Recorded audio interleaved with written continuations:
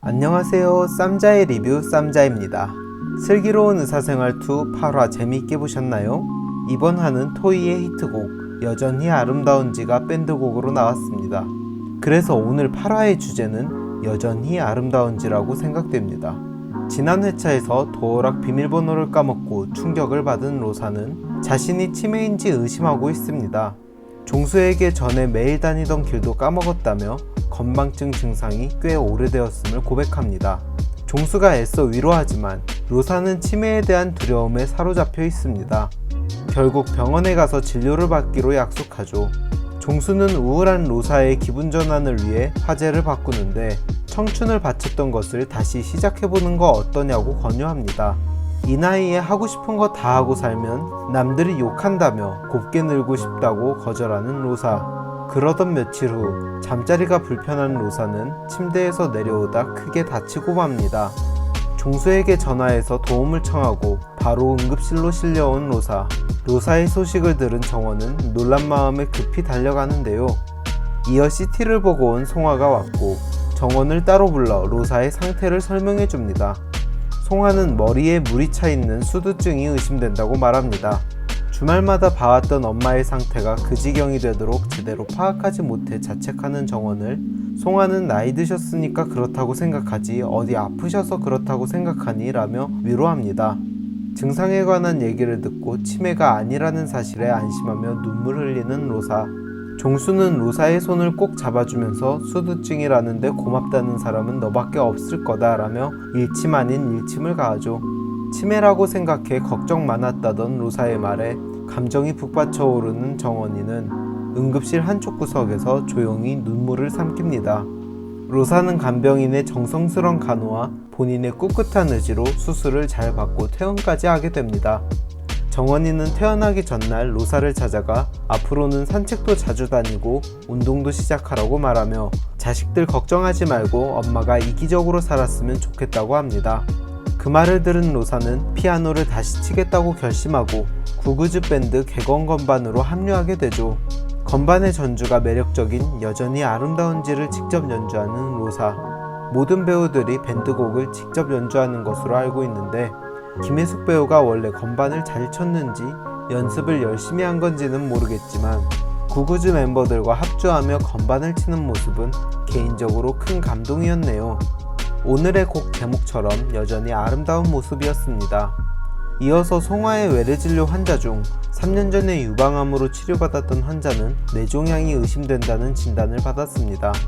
고령의 환자는 이 나이에 수술은 무엇이냐며 수술을 안 받는다고 말하죠. 하지만 수술을 받지 않을 경우 빠르면 6개월 내에 사망할 수도 있다는 말에 환자의 딸은 적극적으로 수술을 해야 한다고 주장하지만 수술비며 치료비도 문제지만 지난 몇 년간 유방암 치료로 고생했던 고령의 어머니가 또다시 고생하는 걸 원치 않는 환자의 아들은 수술에 회의적인 태도를 보입니다. 하지만 30년 지기가 하루아침에 심장마비로 죽는 상황을 겪고 난 뒤 마음이 바뀌었고 하루라도 어머니 곁을 지키며 정성을 다해 간호하며 성공적인 수술을 위해 온 힘을 쏟아붓습니다. 또한 준환의 외래 환자 중 좌우 심방 사이 벽에 구멍이 생긴 고령의 환자가 77세 나이에 좋아질지도 알 수 없는 수술을 무모하게 선택하느냐, 좀 불편하더라도 안전하게 이렇게 계속 사느냐를 두고 수술을 할지 말지 고민하고 있습니다.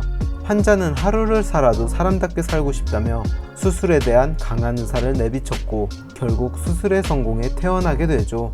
고령의 환자들이 나이 때문에 자신을 포기하고 자식들을 위해 희생하는 삶보다 자신의 몸을 아끼고 이겨내는 모습 그 자체가 여전히 아름다운 모습이었습니다. 한편 송화는 건강염려증이라고 생각한 엄마가 파킨슨병 초기 증상이라는 말에 큰 충격을 받게 됩니다. 평소에 엄마의 유난을 못마땅하게 생각하고 바쁘다는 핑계로 엄마를 귀찮게 여겼던 자신을 반성합니다. 사실 이 부분에서 로사의 상태를 미리 몰랐던 정원을 위로해주는 송화의 모습과 오버랩되어 보였는데 앞서 친구에게 그럴 수도 있다며 자책하지 말라던 송화가 막상 자신이 같은 상황에 처하게 되자 많이 힘들어하는 모습이 아이러니했습니다. 지난화 이야기처럼 결국 환자 가족이 된다는 건 직접 그 상황에 처한다는 건 이처럼 가혹한 일이 되는 거죠. 슬픔에 잠긴 송하의 곁을 지켜주는 건 익준이었습니다.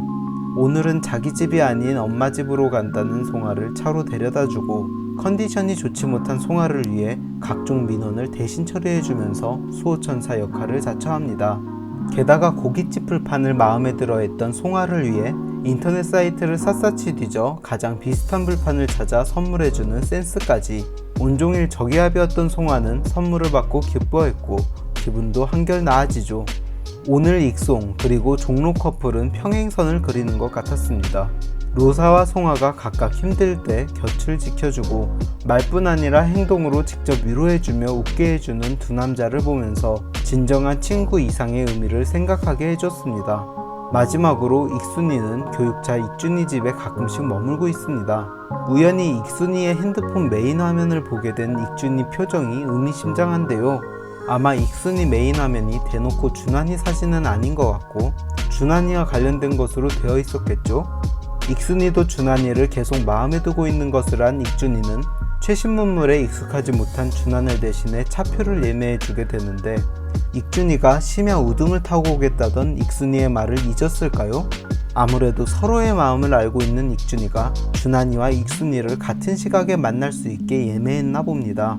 서울로 가는 심야버스에서 눈을 감은 준환이는 낯선 여자에게서 지난날 내 여자의 향기를 맡게 되죠. 본능적으로 뒤를 돌아본 준환이는 익순이와 눈이 마주치게 되는데 이게 웬 운명적인 만남입니까? 익준이가 오작교 역할을 톡톡히 한 것 같네요.